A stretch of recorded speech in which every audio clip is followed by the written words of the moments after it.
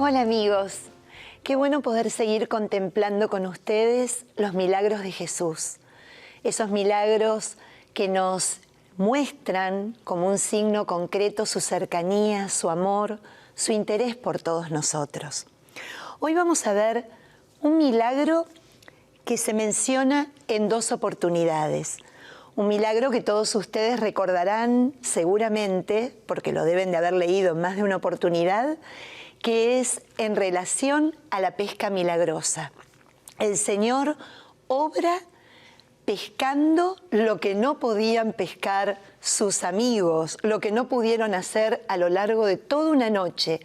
Ni en el Evangelio de Lucas, en donde el milagro va a estar centrado en lo que es la llamada, en lo que es la vocación de sus primeros discípulos, ni tampoco en el Evangelio según San Juan, que va a presentarse como el último milagro que él va a realizar antes de la ascensión en medio de sus apóstoles. En ninguno de los dos la pesca fue abundante. Se necesitaba su persona, se necesitaba su presencia, se necesitaba su luz. Así que vamos a entrar juntos a ver estos dos momentos. Un momento en donde la pesca, al tiempo de la llamada, termina como asustando a los discípulos ante tal maravilla, lejos a lo mejor de lo que escuchábamos en los milagros anteriores, lejos de asombrarse, dar gracias a Dios o salir alabando al Señor. Hay una suerte de postración, pero para que se aleje. Hay una suerte de decirle, bueno, no merecemos que hagas esto por nosotros. Así se reacciona en la primera oportunidad, de acuerdo a lo que Lucas nos trae y hace que también contemplemos desde nuestra realidad. Mientras que en Juan vamos a ver una reacción completamente diferente.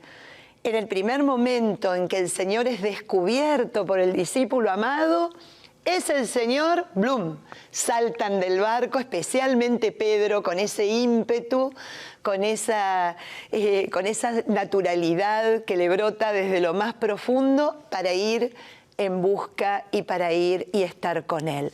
Vemos cómo cambia el hecho de relacionarnos con el Señor como el Maestro, como aquel que enseña, como aquel que hace obras magníficas, o relacionarnos con el Señor como el resucitado, como el Hijo de Dios que vive, que nos trae la vida y que quiere que nosotros también, vivos, se la transmitamos a los demás.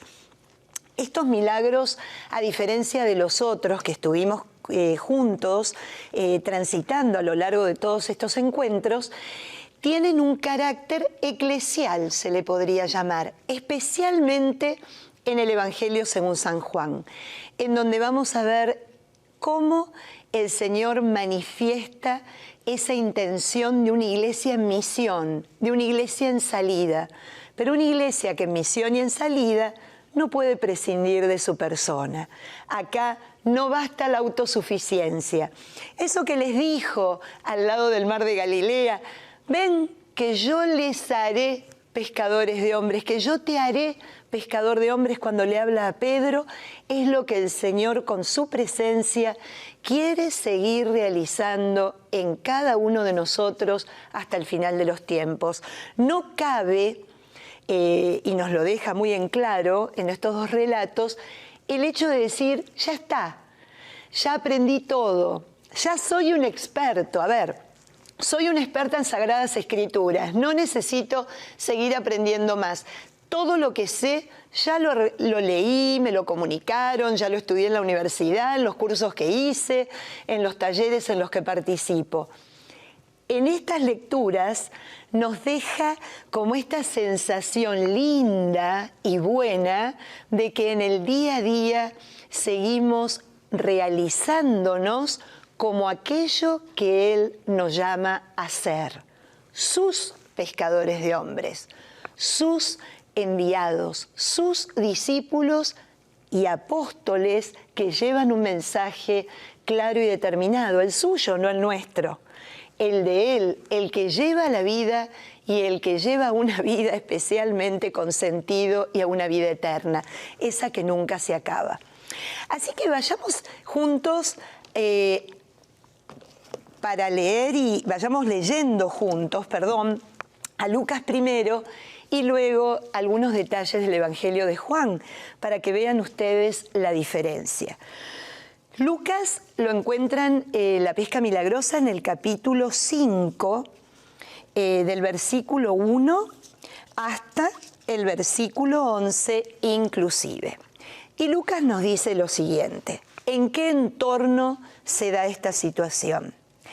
La gente se agolpaba junto a él para escuchar la palabra de Dios, mientras él estaba a la orilla del lago de Genesaret. Vio 2 barcas junto a la orilla. Los pescadores se habían bajado y estaban lavando sus redes. Subiendo a una de las barcas, la de Simón, le pidió que se apartase un poco de tierra. Se sentó y se puso a enseñar a la multitud desde la barca. Cuando acabó de hablar, le dijo a Simón: navega mar adentro y echa las redes para pescar. Le replicó Simón: Maestro, hemos trabajado toda la noche y no hemos sacado nada, pero ya que lo dices, echaré las redes. Lo hicieron y capturaron tal cantidad de peces que reventaban las redes. Hicieron señas a otros para que fueran a ayudarles. Llegaron y llenaron las 2 barcas, que casi se hundían. Al verlo, Simón Pedro cayó a los pies de Jesús y le dijo: apártate de mí, Señor, que soy un pecador.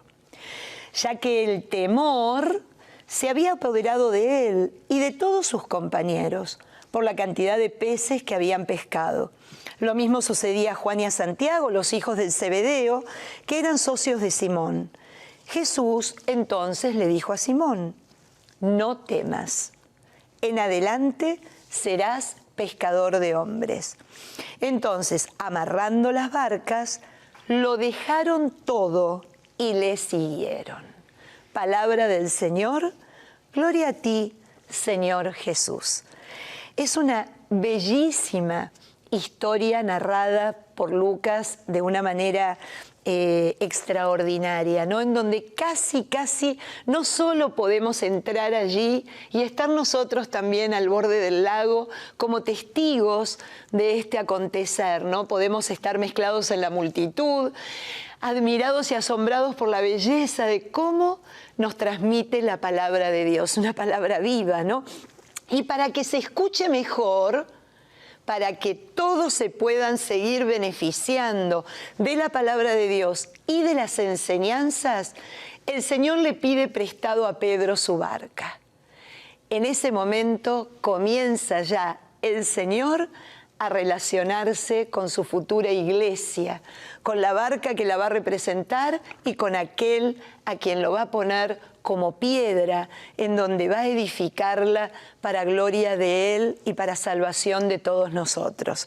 Entonces, fíjense qué introducción más hermosa. Le pide prestado para beneficiar a la multitud. Le pide prestado para que la multitud se sacie de una palabra de la que tienen hambre, de la que tienen sed. Entonces, el Señor, cuando acaba de hablar a este grupo de gente, le pide a Simón algo importantísimo: navega mar adentro y echa las redes para pescar.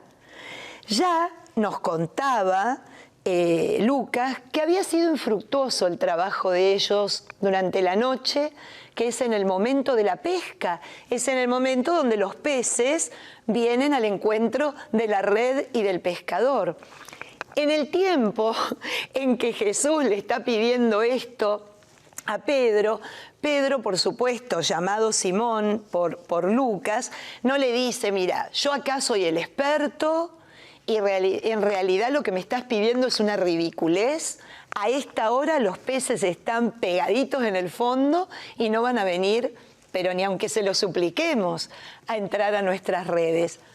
No le dice nada, simplemente le anuncia su frustración. Maestro, miren cómo lo llama, maestro. ¿Se acuerdan que en los encuentros anteriores yo les había dicho que cada apelativo de Jesús, cada forma como se relacionan con Él, es un maestro, es el maestro, es un profeta, es el Señor, indica los grados de fe que va desarrollando en el corazón de quienes se encuentran con Él. Simón lo reconoce como maestro, claro, si lo estuvo escuchando enseñar la palabra, si lo estuvo explicando, estuvo él también saboreando cómo les transmitía esa palabra de Dios, cómo no le iba a decir rabí, maestro. Entonces le explica, maestro, amorosamente, ¿no? Trabajamos toda la noche y no hemos sacado nada, pero ahí aparece un pero, que en este caso es muy positivo. Pero si tú lo dices, en algunas traducciones dice, en tu nombre echaré las redes. Y ahí se produce el milagro.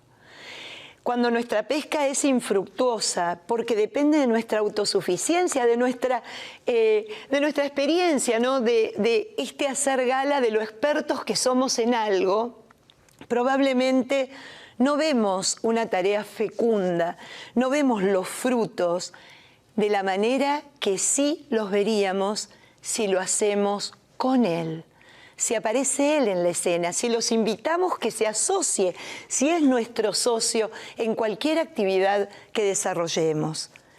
Y así fue. Eran tanta la cantidad de peces que reventaban las redes. Esta cosa de la red, ¿no? Que ya vamos a ver en Juan, ese sinónimo de unidad, de universalidad, de que todos pueden estar, ¿no? Como nos lo quiere explicar el evangelista a través de la palabra. Pero al verlo, llama la atención de Simón Pedro, porque otro estaría, ¡wow! ¡Qué suerte! ¡Lo que voy a ganar! ¡Qué maravilla! Todo lo que voy a poder vender, pensar que trabajé toda la noche, mañana le digo que venga conmigo, ¿no? O sea, esas cosas. No. Hay temor, hay terror ante la acción contundente de Dios que cambia realmente el destino, que cambia el resultado, el temor. Y lo primero, aléjate de mí que no te merezco. Y justamente el Señor en este encuentro, mar adentro, porque bueno, mar adentro es entrar dentro de nosotros mismos en la profundidad en donde nos damos cuenta por nuestro autoconocimiento, por nuestra conexión con aquello que se revela en nosotros, en lo más profundo de nuestro ser, nos damos cuenta que ninguno somos merecedores de semejante gracia, de semejante cercanía. Pero Él nos hace merecedores. Su amor nos convierte en estas recipientes de su ternura y de su amabilidad para todos nosotros. Entonces, el apártate de mí le saca al Señor la frase que abunda en las Sagradas Escrituras. No temas, Simón. Esto no es para temer, esto es para creer. Y es también para que te des cuenta que es necesario desaprender todo aquello que hace que a lo mejor te dé temor, porque confías demasiado en lo que sabes, confías demasiado en tu expertise, en tus años de práctica como pescador. Relájate, ponete en mis manos, que allí vamos a poder encontrar una pesca abundante. Van a reventar las redes cuando hagas eso en mi nombre. Y así es como termina este primer milagro descrito en Lucas de una manera clara y como tranquila, ¿no? Amarrando las barcas quedaron amarradas, ¿no? Como señal de que eso queda ahí, no me lo puedo llevar, lo dejo, ¿no? El Señor se encargará. Lo dejaron absolutamente todo, se deshacieron no tomaron para sí nada, realmente se vaciaron, como dirían los místicos, y le siguieron. Es una bellísima parte de los evangelios en donde nos habla que el milagro se da en el momento de la vocación. Claro, fíjense qué curioso que el Evangelio según San Juan, cuando termina, vuelve a recrear esta misma historia. Pero ya esta historia la recrea desde el punto de vista sí como iglesia. Ya estaba Pedro, de alguna manera, puesto como columna, como piedra, como aquel donde a partir de él se edificaría el cuerpo místico del Señor, ¿no? La iglesia y los apóstoles con él, que iban a seguir de alguna forma manteniendo el mensaje del reino de los cielos vivo y haciendo que el reino de los cielos apareciera con su fuerza a través también de obras milagrosas y especialmente del alimento de la palabra. Fíjense qué interesante, porque nos dice Juan en el capítulo 21 que es el último, se apareció de nuevo, porque venía apareciéndose, ¿se acuerdan? ¿A dónde se apareció resucitado? Los discípulos estaban completamente encerrados, y aclara Juan, por temor, tenían temor a los judíos, a las autoridades judías, que no fuera que ellos también iban a acabar como su maestro. Entonces estaban completamente encerrados. Ahora, esta escena y este encuentro va a ser al aire libre, en un lugar solitario, completamente descampado, al lado del sitio donde fue el primer encuentro, donde fue la primera mirada, como dice Papa Francisco, donde fue el primer amor, ¿no? Ese llamado que les quedó grabados en su corazón. Entonces estaba Pedro, Juan nos cuenta, Pedro, Tomás, ¿no? Aquel que dudó, Natanael de Caná, que es también Bartolomé, los Zebedeos, Juan y Santiago, y otros 2 discípulos. Entonces toma la iniciativa Simón Pedro. Voy a pescar. Entonces le dijeron, nosotros también vamos, ¿no? Esta noción de comunidad, esta noción donde la iglesia ya no actúa por sí misma, ya no hay en este tiempo ninguna función que nosotros podamos hacer cortándonos. Nos necesitamos comunitariamente. Pero aquella noche, dice, no pescaron nada. Claro, no pescaron nada, pero al amanecer Jesús estaba en la playa. Pero los discípulos no lo reconocieron. Le dice entonces Jesús, muchachos, ¿tienen algo de comer? No, les contestaron. Tiren la red a la derecha de la barca y encontrarán. Tiraron la red y era tanta la abundancia de peces que no podían arrastrarla. Entonces el discípulo amado le dice a Jesús, el discípulo amado le dice a Pedro, es el Señor. Al oír Pedro que era el Señor, se quitó la túnica, que era lo único que llevaba, y se tiró al agua. Los demás discípulos se acercaron en el bote arrastrando la red con los peces, porque no estaba lejos de la orilla. Cuando saltaron a tierra, ven unas brasas encendidas, encima el pescado y el pan. Jesús les dice, traigan algo de lo que acaban de pescar. Pedro subió a la barca y arrastró hasta la playa la red repleta de peces. Nos dice Juan con certeza, eran 153. Y aunque eran tantos, la red no se rompió. Vengan a comer, les dice el Señor. Ninguno de los discípulos se atrevía a preguntarle quién era, porque sabían que era el Señor. Jesús se acercó, tomó pan y se lo repartió e hizo lo mismo con el pescado. Esta fue la tercera aparición de Jesús, ya resucitado con sus discípulos. Fíjense, va a ser la tercera y la última. Y este encuentro eclesial nos muestra tantas cosas. Nos muestra primero la cercanía del Señor. Resucitado no abandona a sus amigos. es el amigo, el cercano, el que se hace prójimo, el que está atento a si tienen alguna necesidad o algo, ¿no? O sea, fíjense que podemos ver inclusive en esto, tienen algo de comer, una clara simbología eucarística, ¿no? Tienen algo con qué alimentarse, claro. Fueron de noche y el de noche de Juan fueron sin fe, fueron sin Él. Fueron sin el Señor acompañándolos en su intención. En cambio, me encanta esto. La noche es símbolo de la red vacía y de la infecundidad.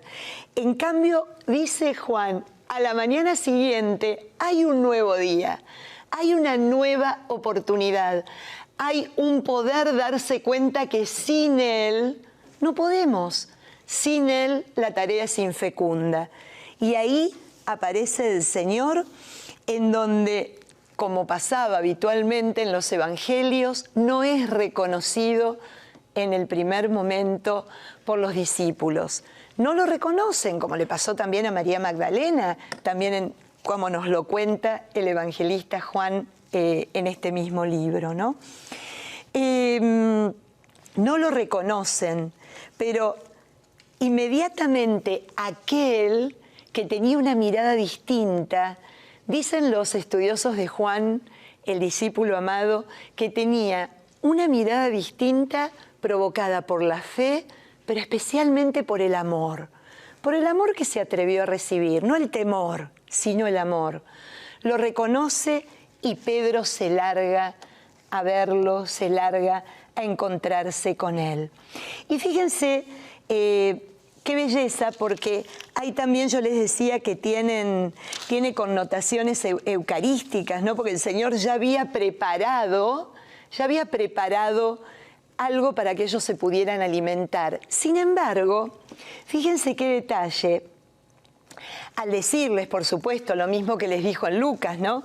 Que tiraran la red a la derecha esa mañana cuando se aparece, ellos inmediatamente empiezan a recordar.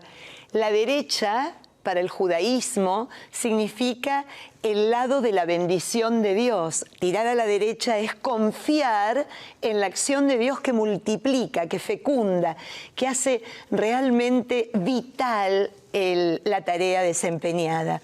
Y dice que no podían arrastrar de la cantidad de peces que había. Algo que me parece importante recalcar en este acontecimiento eclesial, que el Señor les pida: traigan lo que acaban de pescar. Como queriendo decir, todo lo que la Iglesia pesca, todos aquellos que van entrando a este cuerpo místico, no es de ella, sino que es de Cristo. Llevarla a Cristo siempre. La Iglesia, como sacramento del Señor, como sacramento visible, se va a convertir justamente en la vía directa para que todos aquellos que entran en sus redes, y fíjense que las redes no se rompen, son irrompibles, no se dividen. ¿Se acuerdan como el manto indivisible del Señor? Muestra unidad. La Iglesia no puede estar dividida, desgarrada, no puede estar partida. Tiene que ser una Iglesia que muestre unidad y que siempre lleve a todos los hombres al Señor. Ese Señor que lo pide, ¿no? Vengan, tráiganme lo que acaban de pescar, tráiganmelo a mí. Vengan a comer. La tarea se completa con el descanso. Y el Señor en este vengan a comer nos habla que como Iglesia no podemos prescindir del alimento que es su persona, del alimento que Él nos da, de cómo nos quiere bastar el corazón, cómo tenemos que reconocer en Él, como dice San Juan de la Cruz, la fuente que emana y corre, y que aunque sea de noche, nos sintamos en sus brazos y nos sintamos a salvo. Ese vengan a comer es absolutamente una alusión a que nunca nos separemos de Él. Como dice también Juan en el capítulo 6 de este maravilloso evangelio: quien come mi carne y bebe mi sangre permanece en mí y yo en él.